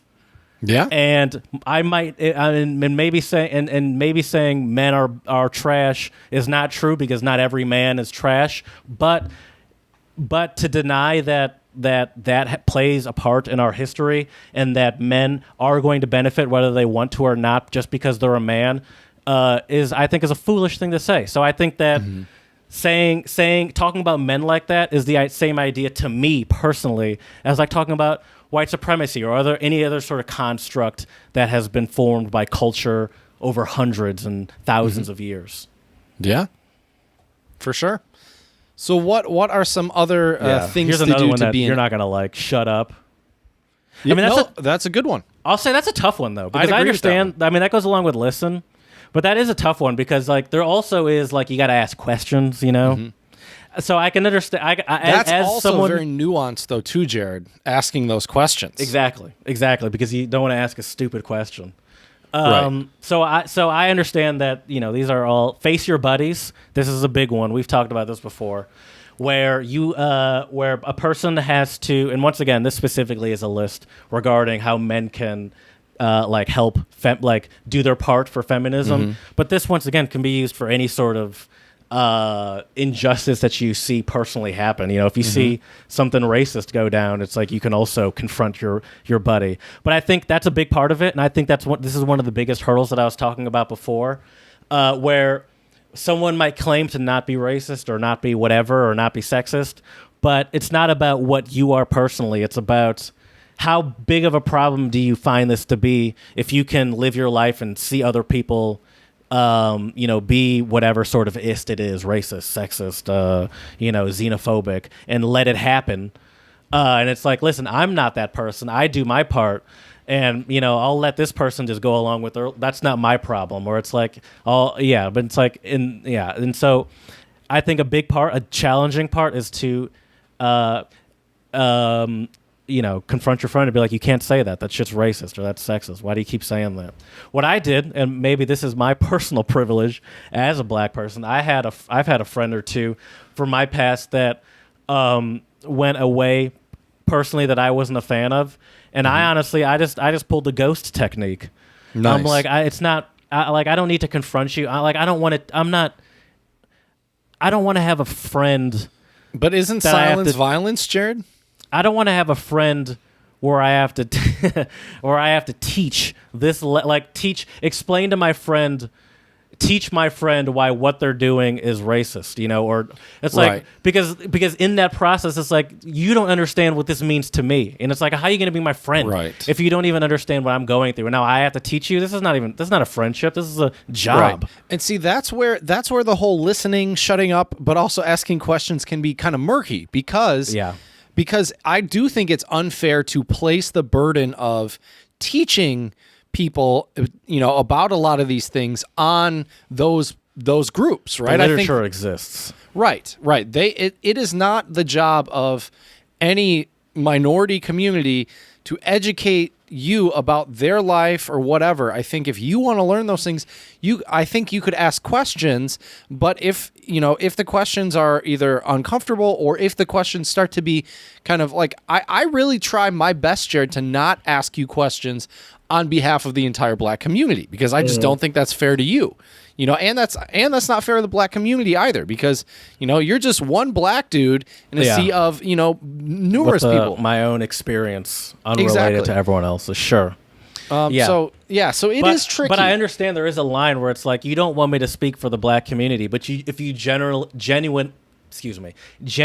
have a question regarding race or whatever, where it's like, he's my friend and he's someone that I can go to and he'll know that I'm not coming from a bad place. But I also don't want to, there's a line between, that genuine question versus, hey, what do black people think of this, Jared? Give me the pulse of black people on this. Like, I don't know, bro. But see, that's why I rather ask you about stuff that's more related to just your own experiences because I think that's something you can actually talk about, I would feel more comfortable asking you like, what's your experience with police instead of being like, hey, Jared, what do all black people think of police? Because it's foolish. I think that's huge. And I think that's something that a lot of people maybe, let me try to give people the benefit of the doubt because I do feel a little militant here, is that I feel like when people are saying I don't see color or whatever, I feel like maybe that's what they're trying to say, but that's not how it comes off as. I wonder Where if it's what they're trying to it's say is I I just see you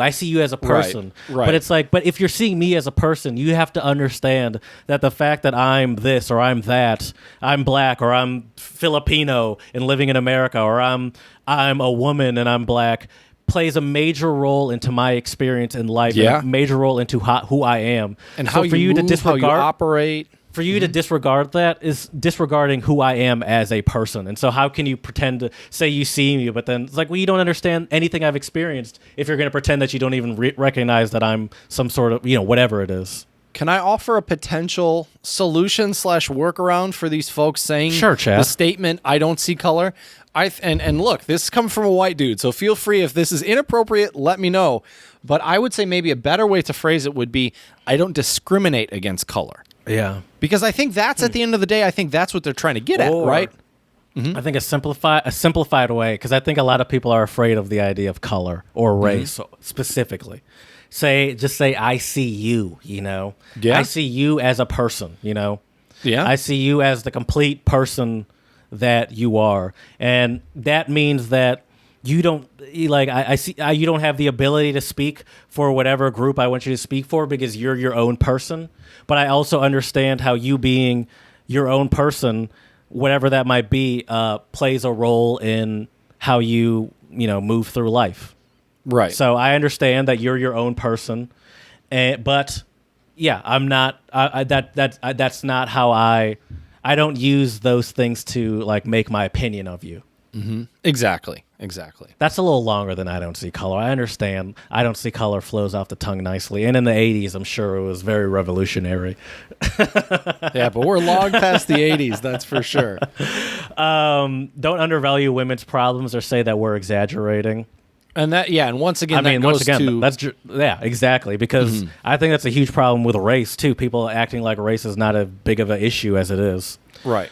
Care for your masculinity and the issues caused by the toxic societal model of masculinity. Oh, you hate that, Chad. You hate that. What does that even mean? Care for your masculinity. I don't know. And issues. Yeah, what does that even mean? Caused by the toxic societal model of masculinity. I think my guess would be here. I'll just read what they say. Mm-hmm. Look just between. I hate how BuzzFeed. Let me just say what I think that they. I hate how BuzzFeed talks. I don't like this sort of hey, we're all friends here. Right. It's like just give me just say what you want to. But I think what it's essentially saying is you have to recognize what I think what I was saying before. Recognize the issues that masculinity or whatever the group is have caused as a whole. Just take yourself out of it. Recognize what the idea of masculinity, what the fact that men have been in charge of making rules for the beginning aspects of most societies around the world, what sort of aspect that could have on the world. And I think it's trying to say keep that in mind when you're thinking about something, or it's factor in the fact that this is how society has been functioning for centuries. I think is what they're saying. It's going to be my guess. Yeah, I still don't know. I've liked pretty much everything on this list. That one I don't really know what they're trying to say. Yield your space and understand that you're not the center of the universe. Something interesting that I learned, not during this podcast, completely regardless of this podcast, was listening actually while listening. Were female colleagues saying that one benefit that they have found to their professional lives is that it's easier for them to speak up in meetings, and it's easier for them to feel like they're being heard. And I think it's because I guess I can't speak to exactly why, but I think just the idea of being able to have that opportunity to speak up is a lot more difficult than people might think. And this, I think, is a great example of intersectionality, and because I think this is certainly more. I think this can affect you if you're a person of some sort of minority race, for sure. being able to speak up. But I think this really affects you if you're a woman. And so if you factor in I'm a minority race and I'm a woman, or whatever, or I'm part of the LGBT community and I'm a minority, people are less likely to want to hear me or whatever. And if me as a black person, maybe I can feel that way a little bit, but I'm still a man, and so I still probably can get the benefit of the doubt more. Not probably. I still can get the benefit of the doubt more than a black woman, say, just on the very fact that I'm a man in this professional setting, for example. I've seen that play out firsthand a few times at work, where I've done a co-consultation with a female coworker of mine who is just as competent, maybe even more competent with their tech skills than I am. And I'll never forget, it was like... I will say, too, that it was an older gentleman who we met with, which I'm not trying to excuse him, but I think he did grow up in a very different time. And Right. the irritating thing was, and I'm not saying that that's right, but what was irritating is my coworker would say something. It would all be sound advice, sound recommendations, proper steps, whatever. And then they wouldn't really listen. And then when I would say the same damn thing my colleague said, they'd be like, okay. Yeah. So I've seen it play out, and it And definitely is a and thing. they probably don't even recognize what they're doing. Right. Probably You not. do, and she probably, and Right. she definitely does. Right. Well, another example too, Jared, that I think just goes to show how differently the culture was for older generations. I remember my grandmother actually saying some very and these are my grandmother's words, and I don't mean to, slander her because she was an amazing woman, but this just kind of goes to show the societal and cultural differerences.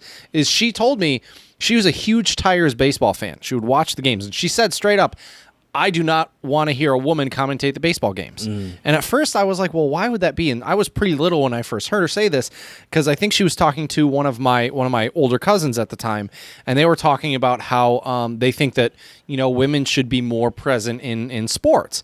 And that's what my grandmother said.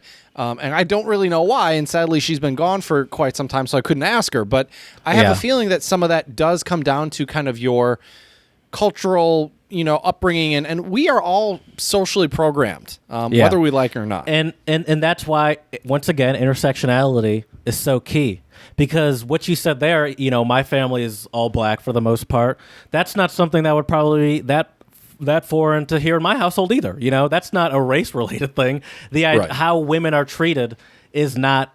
I mean, obviously, race plays an effect in it. That's what intersectionally is. But, these are things where it's like, I understand that too from my family, where it's like you hear some sexist stuff where it's like, come on, it's like, and then also, it's weird too, because me as a black person, sometimes in my family, if you say I were to hear some sexist stuff or even racist stuff against another minority, it's like, I feel like you should know better because you're black. My family members I'm talking about, because they're black. It's like, how are they saying something racist or something like just so blatantly? Sexist makes a little more Ignorance sense, is to be bliss, fair. Jared. Honestly, sexist makes a little more sense because once again, race, women and men, that's crosses all races. But the idea is it's so funny to hear you, a black person who has, you're however old you are, have definitely experienced racism in your life, are just so freely saying something racist about an Asian person or something.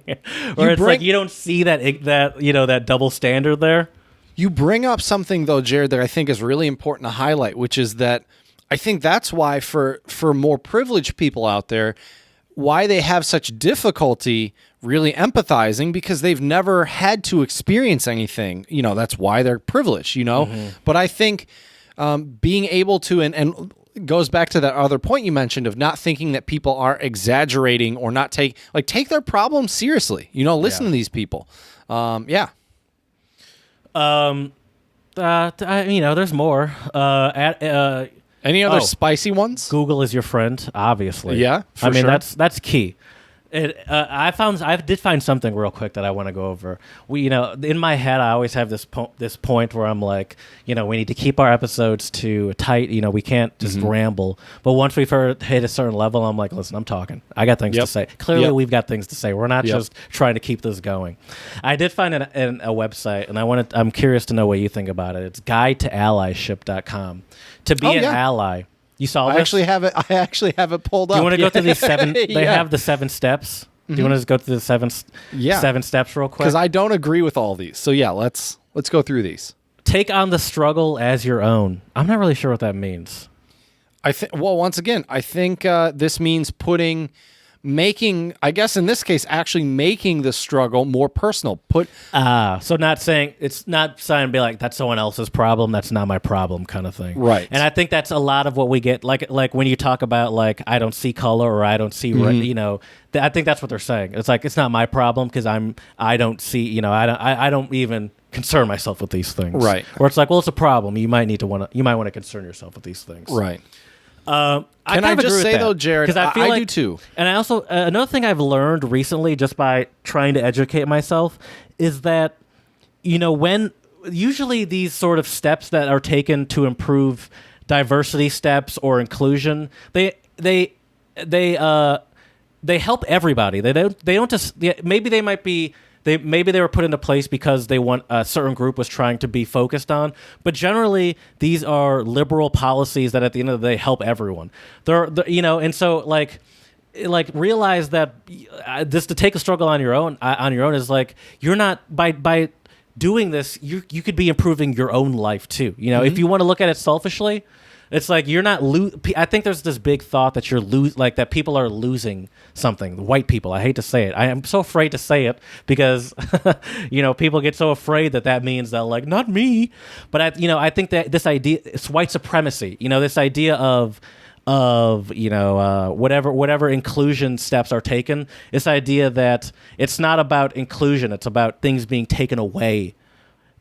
Things have to be taken away from white people in order for other groups to have a fair shot. Sure, definitely. This is number 2. Transfer the benefits of your privilege to those who lack it. See, that one was one of the ones where it's not that I don't agree. That one I just don't understand how you feasibly can do that. You've done that, though. Have I? You've donated money.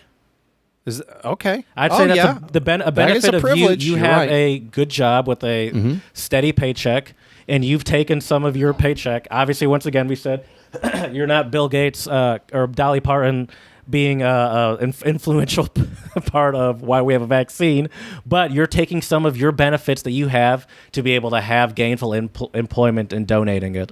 But there are other ways to do it. You can transfer your benefits with your time, donate your time.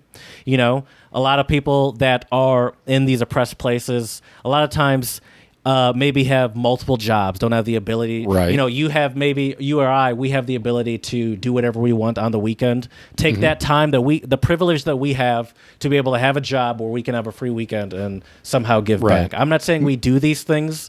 I'm saying this is what they're saying to do. I just need to be clear if anyone's listening to this right now. I just got another idea for that. So transfer the benefits of your privilege to those who lack it. And another big one, and I do think there are some celebrities who do this very well, which is use your platform. Mm-hmm. Yeah, that would be another way, I guess. So another one we talked about earlier too, calling out your friends and family.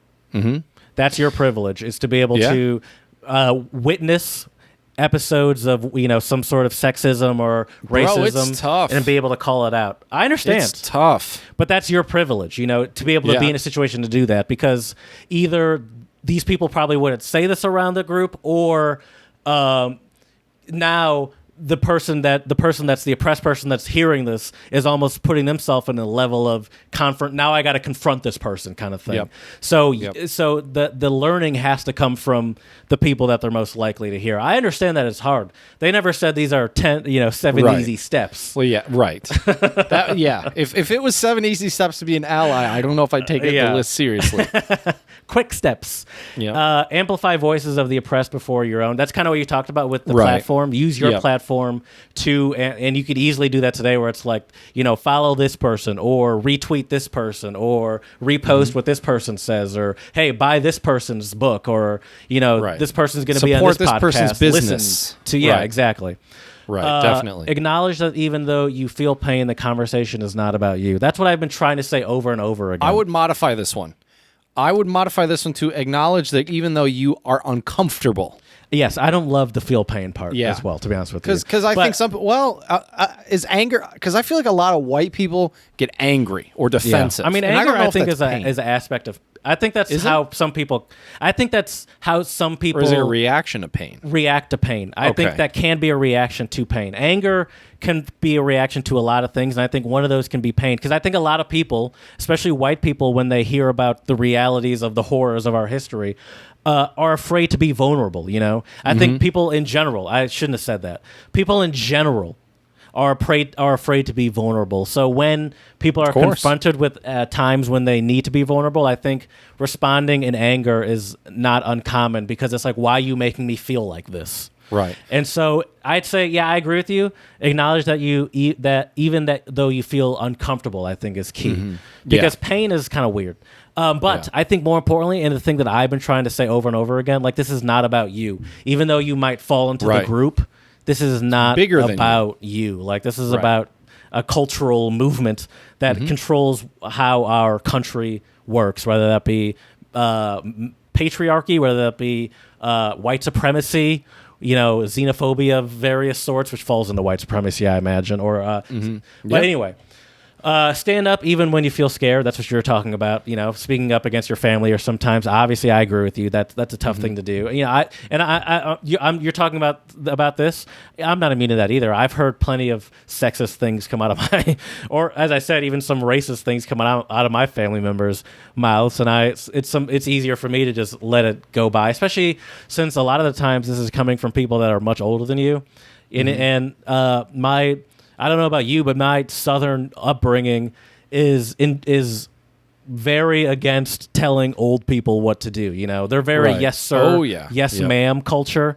Yep. And I think in the U.S. overall, I think the South is a lot more serious about respecting elders in the U.S. I think they take it a lot more seriously than the rest of the world. And the idea of not speaking to your, not telling elders what to do, or like telling them how to correct their behavior, is very important. And I think that's across all races in the South. I think that's a very general thing in the South. Yeah. Own your mistakes and decenter yourself. I think this is a big one too, because I think there's a difference that we've talked about before, where it's like saying something was sexist or racist or whatever, or homophobic, versus saying you're sexist or you're racist. You have to those two things are separate, and you have to separate those things. You have to hear that, like, all right, what I said, and you can adjust these little behaviors and be like, okay, now I know. No one's saying, hey, you're a racist, or you're irredeemable. How dare you hate this group clearly? But it's like, we're not saying that. We're saying what you said is not really a great way to say that. Theoretically, that's a racist way to say that. I know you didn't mean it that way, but what you said is racist. I think people can't hear that. People hear that was racist, and they hear I'm racist. How dare you?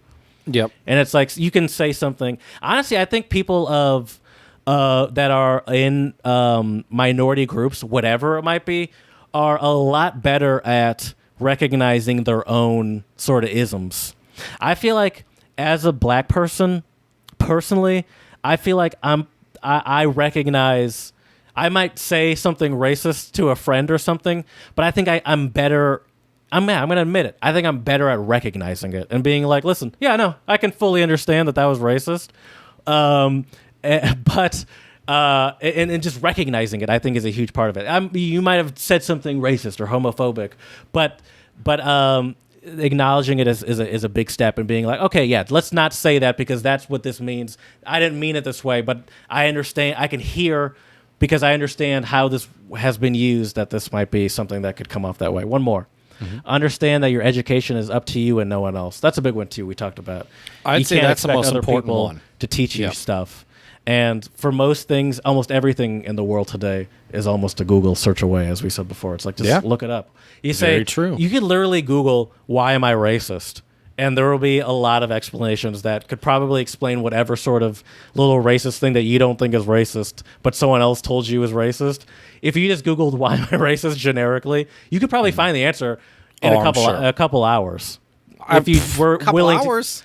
Well, you have Half to an read. hour, The thing is, you have probably. to read. That's why I'm saying that. That's true. Like, you might be able to find something, but you actually have to read. That's the thing. And understand it too. Exactly. That's true. So you might be able to find it in a couple minutes, but you can't comprehend it in a couple minutes. And none of this is quick and easy either. I mean, these are heavy topics. Sure, and these are like cultural, like the things that are talked about when it's like ending racism or ending sexism.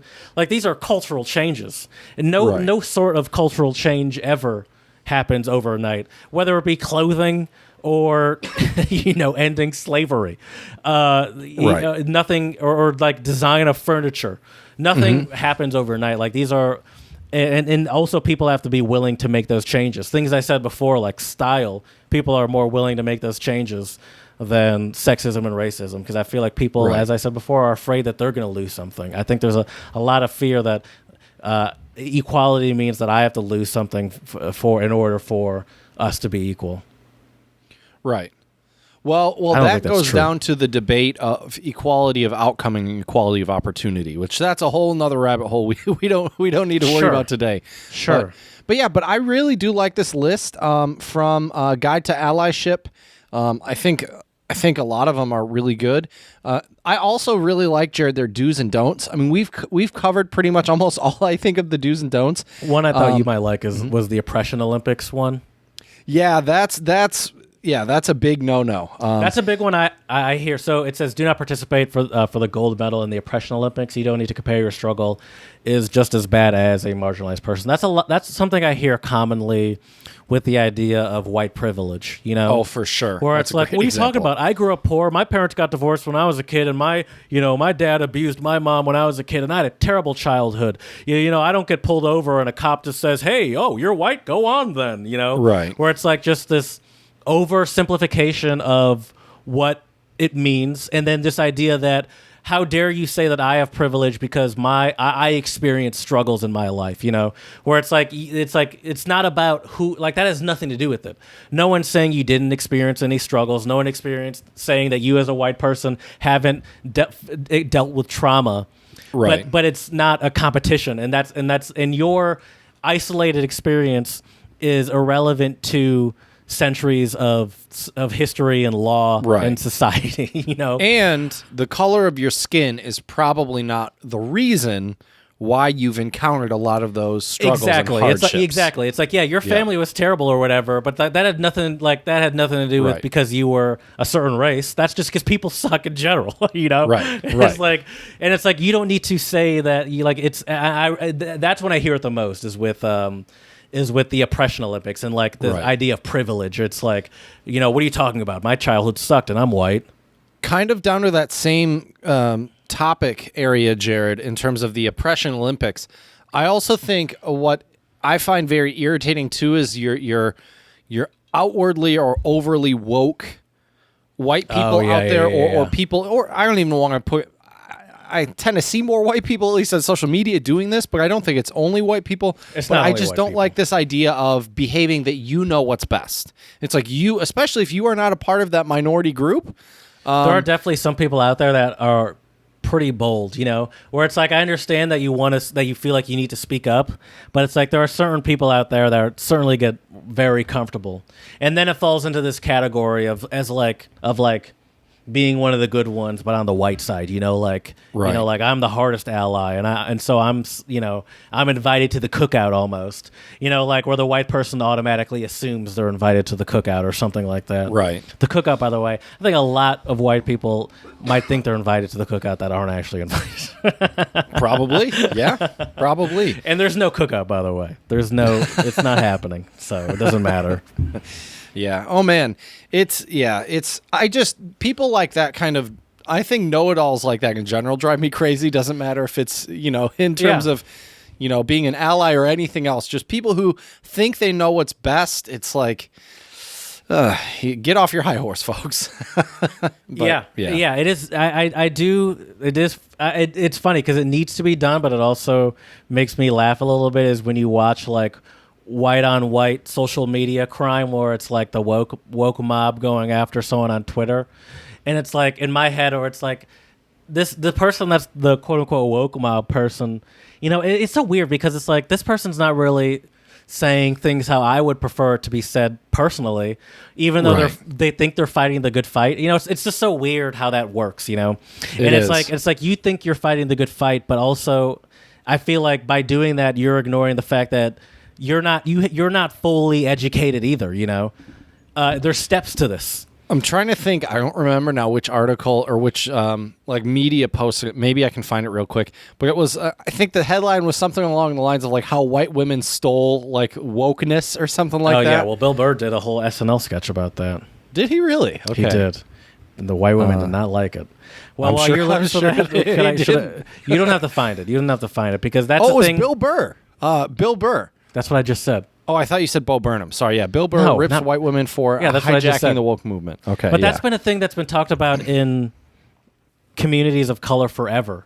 And that's a thing that's been a problem with feminism since the birth of it. Because feminism has always, and this once again goes back to intersectionality, even there's feminism, but whiteness still prevails. Yeah. So at the end of the day, there's still racism within feminism because white women still have a certain level of privilege and a certain level of expectations and that just come along with white supremacy in general and being and this idea and where white people are in society.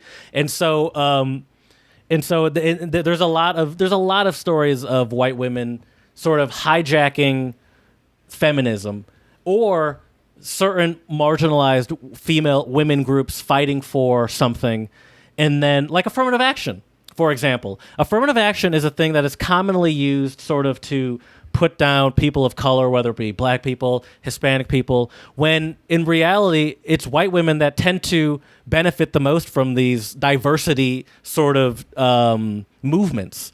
And it just goes back to the intersectionality where it's like, yeah, women obviously are marginalized in certain ways in society, but there's still different levels of it when you add in, other identities like race or nationality or religion or whatever. Mm-hmm. Yeah, for sure. It's heavy All right, stuff. Chad. Yeah. We've gone too long. Let's call it a day. I gotta pee anyway. Fair enough. This has been quite a conversation and quite an episode, Jared. Yeah, but I think it's been a good conversation. It's all been, I don't know. It's been very worthwhile. If you're gonna go 2 hours, at least make it an active conversation. Yeah, we certainly did not force that to go to 2 hours. Well, and as you said, we had a lot to say today, and I'm glad we could talk about it.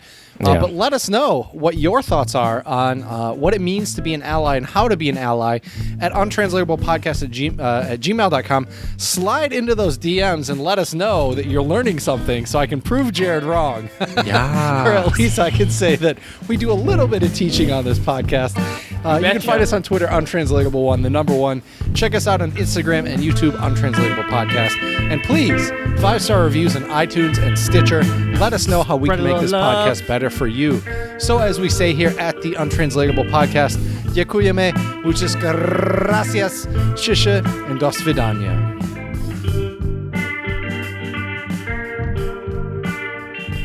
Good conversation, It Chad. was quite an episode.